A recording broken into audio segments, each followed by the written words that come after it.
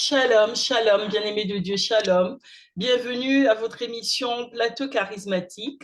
Aujourd'hui, je reçois pour vous le prophète Emmanuel qui vient nous parler du feu étranger dans l'Église. Détruisons le feu étranger dans l'Église. Bonsoir, prophète. Bonsoir, servante Rebecca. Comment allez-vous ce soir? Oui, très bien. Amen. Donc ce soir, vous venez pour nous parler du feu étranger dans l'Église. Oui, exactement. Comment détruire ce feu? Oui, c'est ça. Alors nous allons prier pour nous mettre en communion avec l'Esprit de Dieu. Amen. Amen. Père éternel et tout-puissant, nous venons en ta présence, Seigneur, pour te rendre gloire. Nous venons, Seigneur, pour invoquer ton Saint-Nom. Nous venons communiquer une parole éternelle, Dieu, à tes enfants. Nous venons toucher un cœur, toucher une âme. Père éternel et tout-puissant, mets les mots qu'il faut sur nos lèvres. Viens parler au travers de nous, Seigneur. Viens parler au travers de ton serviteur, Seigneur. Oh, Père éternel et tout-puissant, c'est toi qui sais, Seigneur, quel message tu veux faire passer à tes enfants. Je prie, Père éternel et tout-puissant, que tout ce qui sortira de nous soit des paroles de vérité, Seigneur. Que tu viennes toucher un cœur, que tu viennes toucher une âme, Seigneur. Qu'ils reçoivent quelque chose de toi, Seigneur. Au nom de Jésus-Christ, j'ai ainsi prié. Amen. Amen. Alors, je disais que ce soir, vous venez pour nous parler de comment détruire le feu étranger dans l'Église. Oui, exactement. Alors, je vous laisse la parole, prophète. Amen, amen. Donc, notre test de base se trouve réellement dans Apocalypse 2, le verset 12 à 17. J'ai lu la parole du Seigneur qui dit, écrit à l'ange de l'église de Pergame, voici ce que dit celui qui a l'épée aiguë à deux tranchants. Je sais où tu demeures. Je sais que là est le trône de Satan. Tu retiens mon nom et tu n'as pas régné ma foi, même au jour d'Antipas, mon témoin fidèle qui a été mis à mort chez vous, là où Satan a sa demeure. Mais j'ai quelque chose contre toi, ce que tu as là de gens attachés à la doctrine de Balaam, qui enseigne à Balak à mettre un pierre d'achoppement devant le fils d'Israël pour qu'il mange de viande sacrifiée aux idoles et qui se livre à l'impudicité. De même, toi aussi, tu as des gens attachés pareillement à la doctrine des Nicolaïdes. Répands-toi donc, sinon je viendrai à toi bientôt et je les combattrai avec le paix de ma bouche. Que celui qui a des oreilles entend ce que l'Esprit dit aux églises. À celui qui vaincra, je donnerai de la manne cachée et je lui donnerai un caillou blanc. Et sur cette caillou est écrit un nom nouveau que personne ne connaît si ce n'est celui qui la reçoit. Parole du Seigneur. C'est une parole puissante parce que nous voulons parler comment détruire le feu étranger dans l'Église. Et nous voyons ici, le Seigneur vient avec le paix de l'Esprit et il dit à la fin que celui qui ne va pas changer, il va utiliser le paix de sa bouche pour la détruire. Et lorsque nous montons dans Apocalypse, réellement, 19, nous allons voir aussi que Jésus est assis sur un cheval blanc et un épée sort de sa bouche pour détruire les faux prophètes, détruire les, le diable et la bête. Amen. Amen. Donc, nous comprenons que pour détruire réellement le feu étranger dans l'Église, nous avons besoin de l'épée de la parole. Or, l'épée est la parole de Dieu. Si nous partons également dans Hébreux 4, 12, au verset 13 qui dit, car la parole de Dieu est vivante et efficace, plus tranchant qu'une épée quelconque à des tranchants pénétrantes jusqu'à partager âme et esprit, jointure et moelle. Elle juge le sentiment et le pensée du cœur. Nulle créature n'est cachée devant lui, mais tout est à nu et à découvert aux yeux de celui à qui nous devons rendre compte. Donc, pour détruire le fait étranger, nous avons besoin de la parole de Dieu. Nous pouvons aussi voir Jésus lui-même lorsque le diable est venu confronté Jésus après son baptême par immersion, alors que l'Esprit de Dieu l'a poussé dans les 40 jours dans le désert. En revenant, le diable était venu avec le feu étranger. Donc, on peut dire le feu étranger, c'est le mélange de la parole avec la paille. Alors, Et le prophète, diable, je voudrais vous demander, quand vous parlez Mhm. de feu étranger dans l'Église, alors ça veut dire que même un chrétien une personne qui se dit chrétien et qui pense et qui est sincère dans sa foi, qui pense marcher sincèrement dans les choses de Dieu, est-ce que ce chrétien-là peut avoir un feu étranger, mais par ignorance, sans le Oui, savoir? oui, il peut y avoir un fait étranger par ignorance, comme nous voyons dans ces tests. Nous voyons trois types de personnes. La première personne, nous parlons que le diable avait posé son trône là où il habitait, et on parle également de la doctrine des Balaam, la doctrine des Nicolaïdes. Or, nous voyons la doctrine des Balaam, ça pousse les gens à manger les viandes sacrifiées aux idoles pour que les gens vivent dans l'impudicité. Il y a Mhm. des chrétiens qui sont à l'église, mais qui vivent dans l'impudicité. Est-ce Ça, qu'on c'est peut, est-ce qu'on peut aussi voir ça comme étant des chrétiens qui sont, quand on parle de la doctrine de Balaam, où le texte nous dit aussi que il a été poussé à mettre des pièges au peuple de Dieu. Donc, Mm. est-ce qu'on peut voir aussi des chrétiens qui peuvent être dans l'Église et qui combattent une sœur ou un frère, qui combat d'autres chrétiens dans l'Église?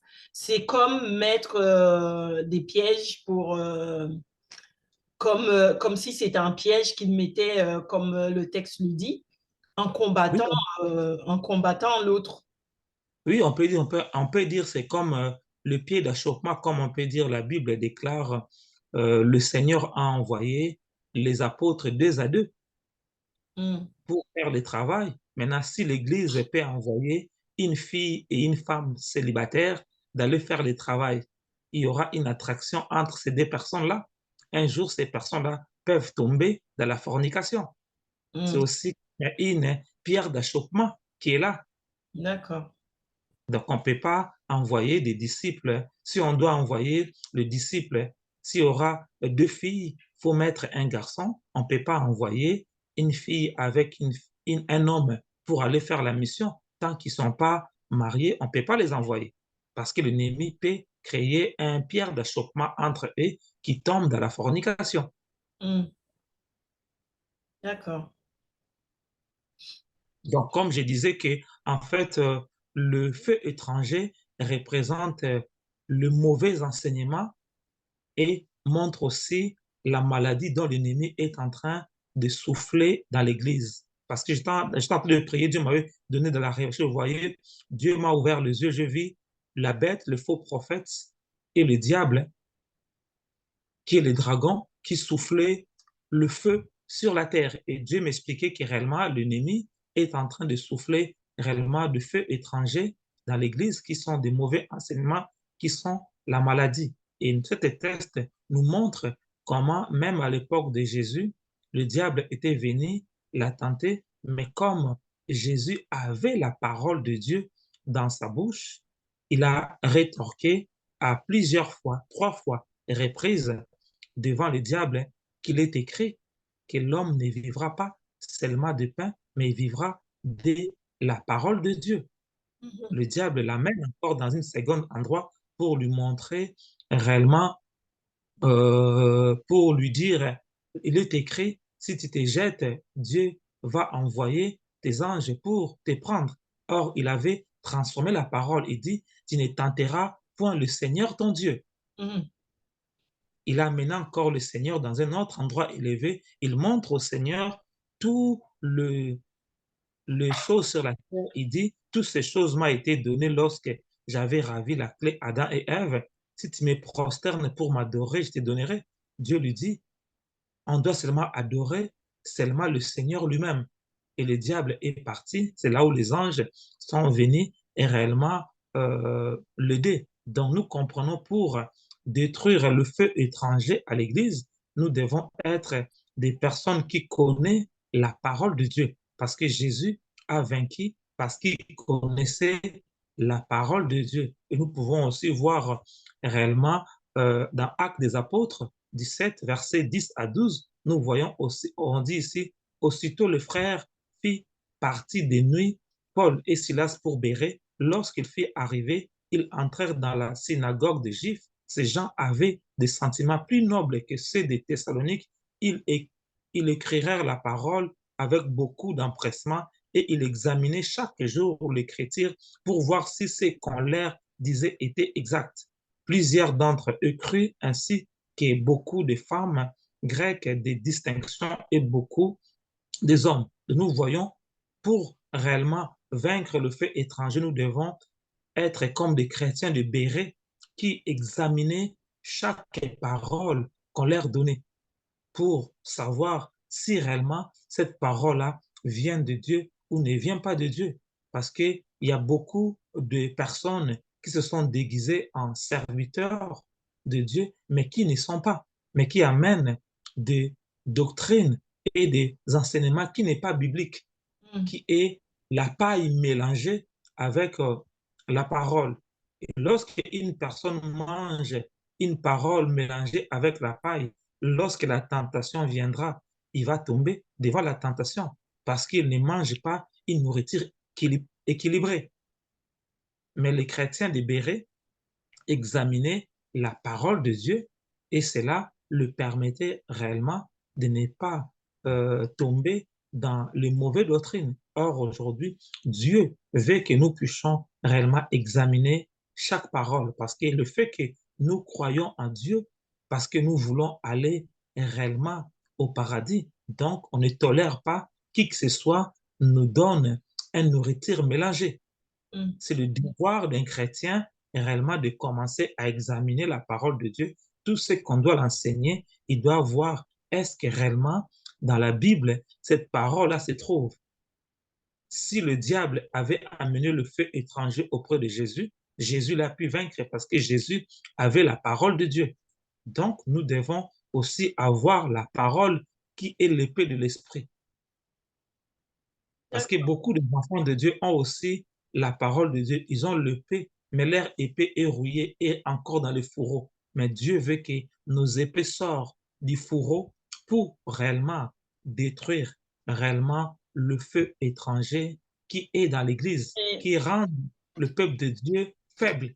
alors, prophète Jean, j'ai envie de vous dire encore que la parole de Dieu, alors beaucoup de chrétiens dans l'Église connaissent la parole, ça ne les empêche pas de commettre des erreurs, de pécher, alors Mhm. qu'ils ont la parole, ils ont cette épée entre les mains, mais ils en font mauvais usage pour certains. Oui, comme je dis, ils font mauvais usage parce que cette parole est une parole mélangée ou diluée. Mhm. Parce qu'une Ou parole, une mauvaise compréhension. voilà, une mauvaise compréhension. Parce qu'une parole qui est mauvaise, pas bonne, et qui n'est pas bien, lorsque tu pourras même utiliser l'épée, l'épée n'aura pas de l'impact sur la personne. Comme je peux dire aujourd'hui, quelqu'un peut dire au nom de Jésus devant la maladie, au nom de Jésus devant un démon, le démon s'avance. Mais une autre personne, lorsqu'il va dire au nom de Jésus, le démon tombe. Pourquoi? Mhm.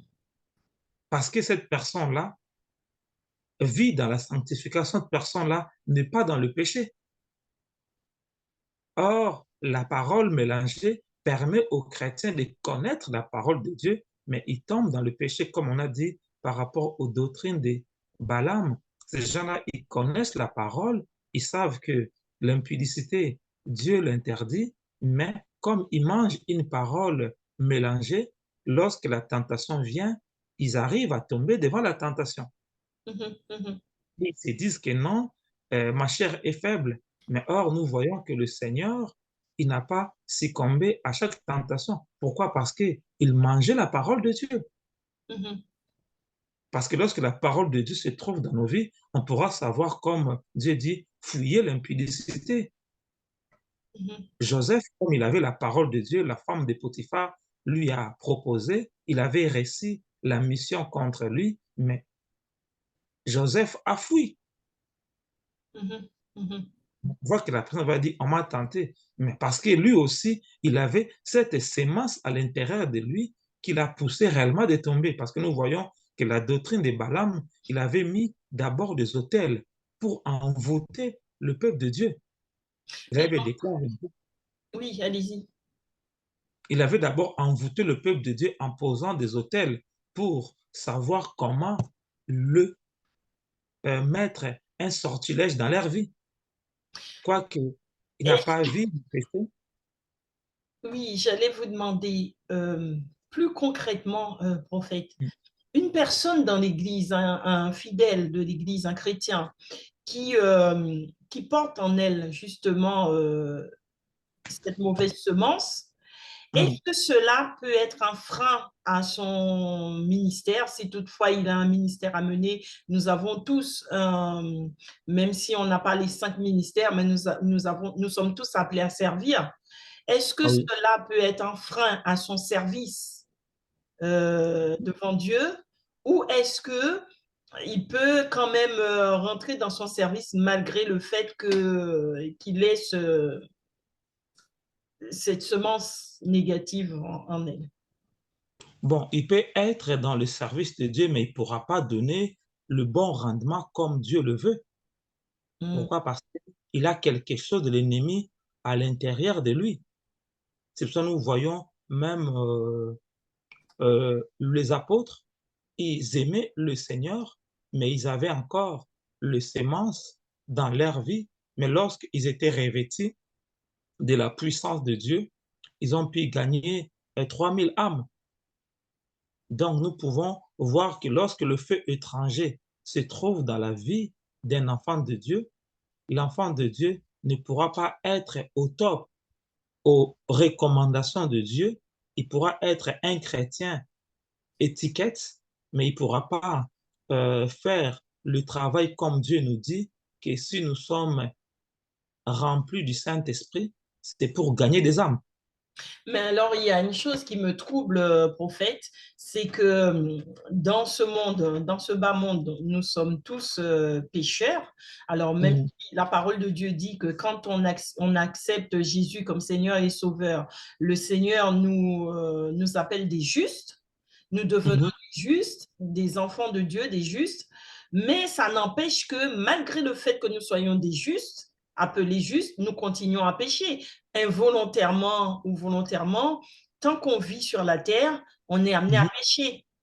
Oui, Donc, j'aimerais que vous m'expliquiez, quand vous parlez de mauvaise semence qui peut bloquer le ministère, qui peut bloquer le service, j'aimerais que vous soyez plus clair là-dessus parce que on est quand même amené à pécher puisque tant qu'on a envie. oui, on dit qu'on est quand même appelé à pécher tant qu'on est en vie, mais lorsqu'il y a un sémence qui se trouve en nous, qui nous domine, c'est comme la personne tombe dans le même péché, chaque fois, ça devient comme un vice. C'est Mm. là où l'ennemi, c'est comme si cette sémence-là réclame aussi sa part dans la vie de la personne. On va voir la personne, il peut être 2 semaines, il est à fond avec le Seigneur, une semaine, l'ennemi le fait courber. Donc l'ennemi le laisse pendant 2 semaines, il travaille pour Dieu, et une semaine là, l'ennemi le frappe de la maladie ou bien il tombe dans un péché. Et c'est ça, c'est comme un cycle perpétuel, tu vois. Donc, en C'est quelque là. sorte, je comprends par là que quand vous parlez de semence du péché qui nous empêche d'évoluer, c'est Mm, quelque chose qui nous domine. C'est un péché voilà, qui nous domine, voilà. que nous D'accord. n'arrivons pas à s'en débarrasser. Mm. C'est par là où l'ennemi peut nous freiner. Comme on peut dire, David, il avait cet péché qui lui dominait, qui lui a poussé réellement à prendre la femme d'autrui et de tuer aussi le mari. Mhm, mhm, Mais lorsque le prophète l'a révélé ces choses-là, David a fait réellement une bonne repentance mhm. et le Seigneur a ôté réellement cette chose qu'il a dominée, et David était devenu un homme qui pouvait dominer sur cette péché-là. D'accord, d'accord. C'est dans cette dimension-là que nous parlons que l'ennemi entre. Maintenant, lorsque la personne, il faut que la personne puisse maintenant reconnaître cet feu étranger qui opère dans sa vie pour que le feu de Dieu puisse réellement le détruire. Parce que lorsque le feu de Dieu vient en toi, il détruit le feu étranger qui se trouve en toi, ça te permet maintenant de bien opérer dans le service à laquelle Dieu t'appelle à faire.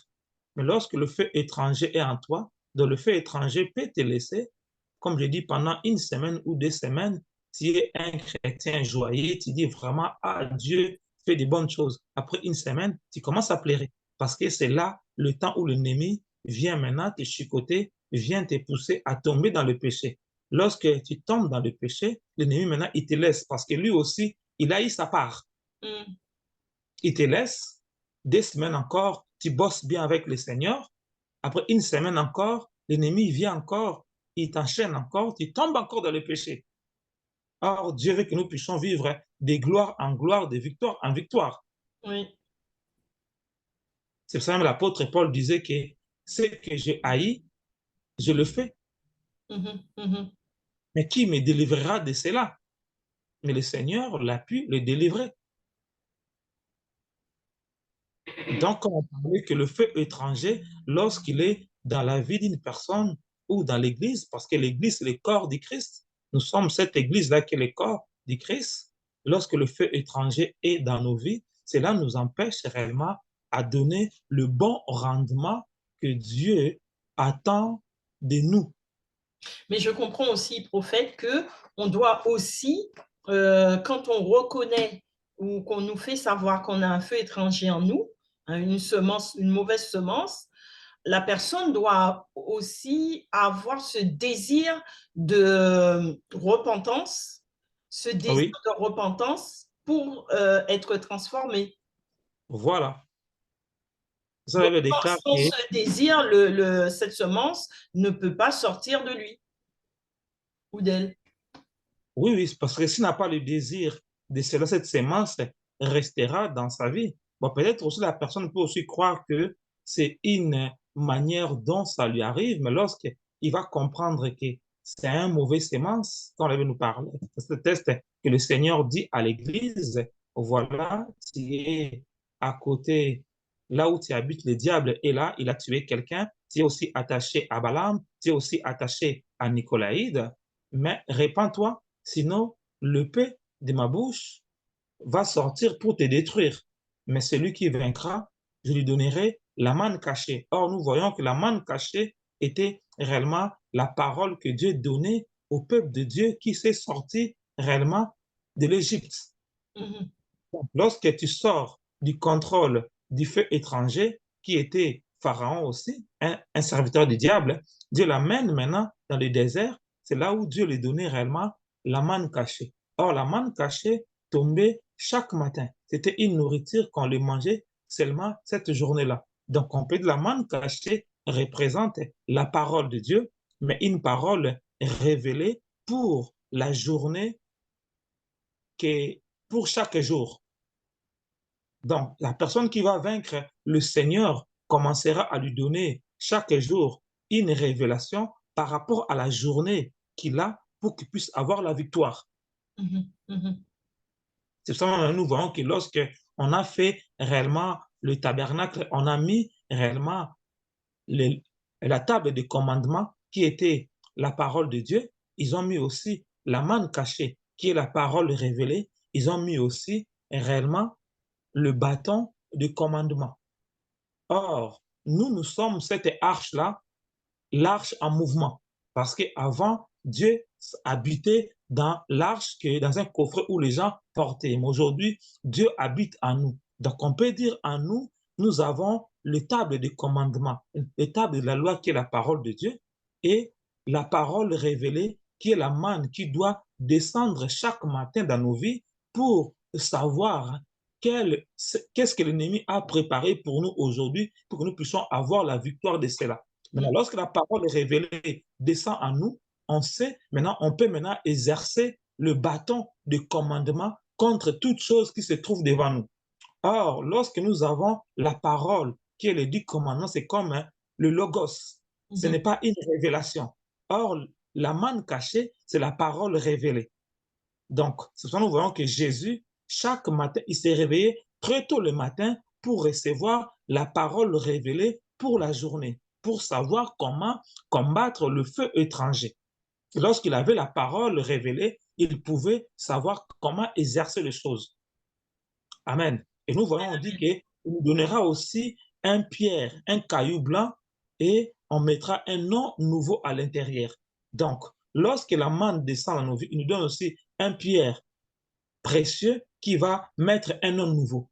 Ça peut être par rapport à la personne, s'il est malade, le Seigneur peut lui dire qu'aujourd'hui, je t'ai guéri.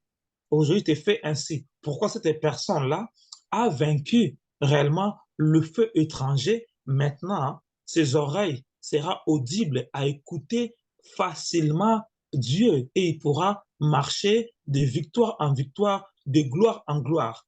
Or, la personne qui est dans le feu étranger, cette personne-là est comme une personne qui a une vie en dents de scie. Aujourd'hui, il monte, demain il monte, demain il pleure. Or, Dieu nous dit, nous devons aller de gloire en gloire, de victoire en victoire.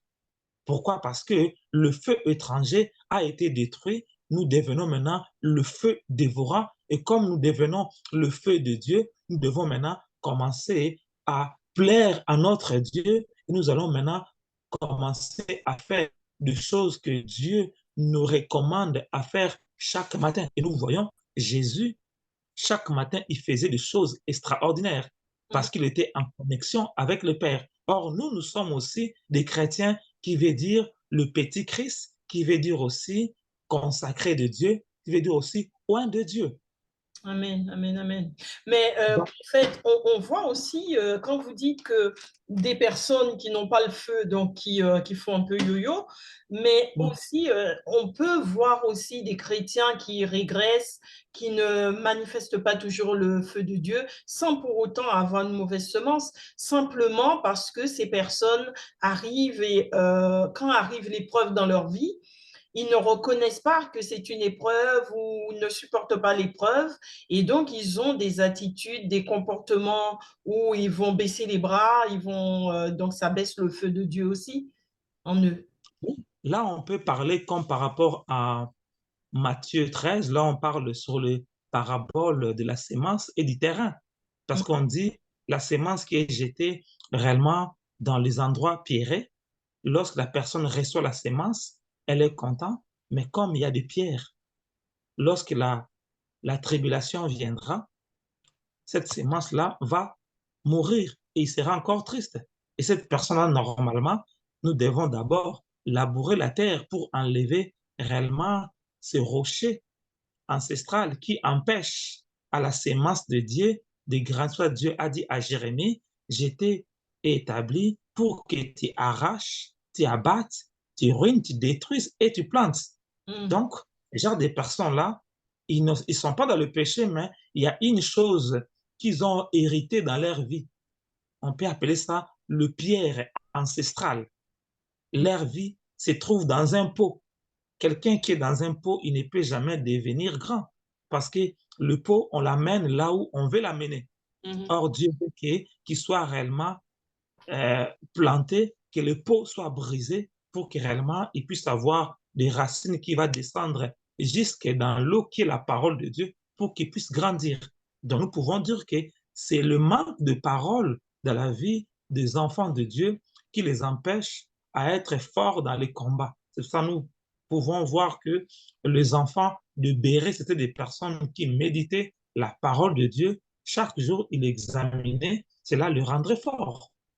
Nous aussi, en tant que chrétiens, nous devons réellement faire cela parce que sans la parole de Dieu, l'ennemi peut faire entrer le feu étranger à nous.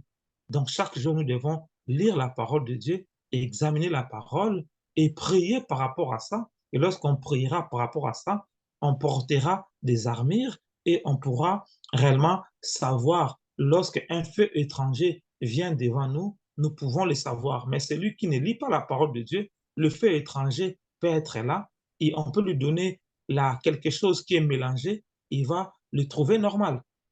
D'accord. Alors, prophète, on arrive à la fin de notre émission. Je vais vous demander de conclure en 1 minute et prendre le reste du temps. Il nous reste à peu près 8 minutes pour prier pour nos téléspectateurs, prier pour ce feu étranger dans le corps de Christ. OK. Comme conclusion, je peux seulement dire aux enfants de Dieu que Dieu nous aime d'un amour éternel et Dieu veut que le feu étranger ne puisse pas opérer dans nos vies, mais Dieu nous demande en tant qu'enfants de Dieu que nous puissions avoir le temps de lire la parole de Dieu. Et si tu n'arrives pas à lire la parole de Dieu, le Saint-Esprit est là comme une aide qui va t'aider réellement à lire. Parce qu'il déclare que lorsque nous prions, nous ne savons pas comment prier, mais le Saint-Esprit intercède avec des soupirs inexprimables auprès du Père pour nous. Il intercède pour nous. Donc, le Saint-Esprit peut t'aider réellement, va t'aider réellement là où tu n'arrivais pas à lire la parole de Dieu, là où, lorsque tu voulais lire, tu commençais à dormir, appelle le Saint-Esprit, là où l'esprit de lourdeur, l'esprit de sommeil, l'esprit de fatigue t'animait, lorsque tu voulais lire, le Saint-Esprit t'aidera à s'en débarrasser de cela pour que tu puisses être cet chrétien fondé dans la parole de Dieu. Alors que tu commenceras à lire la parole de Dieu, tu vas voir aussi que le feu de Dieu va commencer à augmenter en toi et le feu étranger qui se trouve en toi va commencer à se brûler et certains péchés que tu commettais, tu vas commencer à voir le dégoût de cela. Pourquoi? Parce que la parole de Dieu va t'instruire, va te faire comprendre que les doctrines de Balaam n'est pas bon, de Nicolaïde qui est la vie de vivre comme un homme charnel n'est pas bon et tu vas réellement crucifier ta chair, tes désirs et tes passions à la croix, tu vas réellement mourir et résister avec Christ pour manifester le fruit de l'Esprit, manifester la puissance de Dieu, manifester le don de Dieu pour que tu puisses faire la joie du Seigneur au ciel. Je vais prier maintenant. Tendre Père, je prie pour ton peuple. Toi, le Dieu puissant, toi, le Dieu redoutable, toi qui veux que le feu étranger ne puisse pas opérer dans nos corps, ne puisse pas opérer dans l'Église. C'est pour cela, oh mon Dieu, mon roi, tu t'es fait chair pour mourir à la croix pour nous, pour que nous puissions réellement recevoir cette parole, pour que la parole de Dieu puisse aussi incarner dans nos vies. Il est écrit dans ta parole, si vous gardez mes commandements, moi et le Père, nous allons venir s'asseoir dans vos vies. Père, je prie, oh mon Dieu, alors que mon frère, ma soeur a décidé de commencer à garder ta parole, que son cœur soit ouvert, que toi et le Père, vous venez s'installer dans son cœur pour poser votre trône. Alors que ce sera leur trône dans leur vie. Il est écrit, tout ce que vous demanderez au Père, le Père vous l'accordera. Père, ma prière, oh mon Dieu, mon roi, lorsque mon frère, ma soeur va commencer à prier, que tout ce qu'il va demander, que tu puisses réellement l'accorder. Au nom de Jésus, je prie, oh mon Dieu, mon roi, tous tes pouvoirs de feu étranger qui opéraient dans certains domaines de sa vie, qui opéraient dans certains secteurs de sa vie, qui le faisaient tomber chaque fois. Je prie maintenant que le feu dévorant descend réellement dans la vie de mon frère, dans la vie de ma soeur et commence à détruire ce feu étranger pour que mon frère, pour que ma soeur puisse faire la joie d'un enfant de Dieu, puisse faire la joie d'un chrétien, oh mon Dieu, mon roi, parce que tu nous appelles réellement d'aller de victoire en victoire, de gloire en gloire. Il est écrit, celui qui vaincra, tu le donneras la manne cachée. Je prie, oh mon Dieu, que chaque matin, que mon frère, ma soeur commence à recevoir la parole révélée au nom puissant de Jésus. Je prie, oh mon Dieu, mon roi, que mon frère puisse recevoir cet caillou blanc, oh mon Dieu. Merci parce que tu écris un nom nouveau par rapport à son désir, qu'il puisse avoir la victoire dans toutes choses, au nom puissant de Jésus. Je prie maintenant, toi qui dis, tu nous as donné le pouvoir, de marcher sur les serpents, les scorpions et sur tout l'ennemi et rien ne pourra nous nuire. Je prie que cette parole entre en exécution dans sa vie maintenant, qu'il puisse impacter sa génération au nom puissant de Jésus à travers son comportement, à travers son témoignage, qu'il puisse gagner des âmes parce qu'il va refléter ta gloire, comme Pierre pouvait refléter ta gloire, au nom puissant de Jésus-Christ Nazareth, au nom puissant de Jésus-Christ. Amen. Amen, amen, amen. Alors, prophète, vraiment, c'était un très bel enseignement ce soir. Je pense que les enfants de Dieu, nous, les enfants de Dieu, nous avons été bénis ce soir pour cet enseignement. Et je tenais à dire aussi que c'est un thème qui est constamment d'actualité. Parler du feu étranger dans le corps de Christ, parce que le corps de Christ est dans une lutte. Hein. Tant qu'on est sur la terre, on est dans une lutte, dans un combat combat entre le bien et le mal. Donc, du coup, on est constamment concerné par ce thème. Amen, amen. Amen. Eh bien, je vous remercie, prophète, merci d'être venu sur le plateau charismatique. Merci pour cet enseignement et je remercie aussi tous les téléspectateurs de nous avoir suivis ce soir. Merci pour vos encouragements. Donc, je vous demande surtout de laisser des commentaires. Laissez des commentaires, likez, commentez et surtout abonnez-vous pour recevoir les notifications. Faites connaître le plateau charismatique et n'hésitez pas à envoyer vos impressions, à nous dire ce que vous pensez. Et s'il y a un thème que vous aimeriez plus approfondir, n'hésitez pas à nous l'écrire en commentaire. Voilà. Eh bien, je vous remercie et je vous dis à bientôt, prophète. À bientôt, servant de l'Éternel. Merci beaucoup. Au revoir. Au revoir.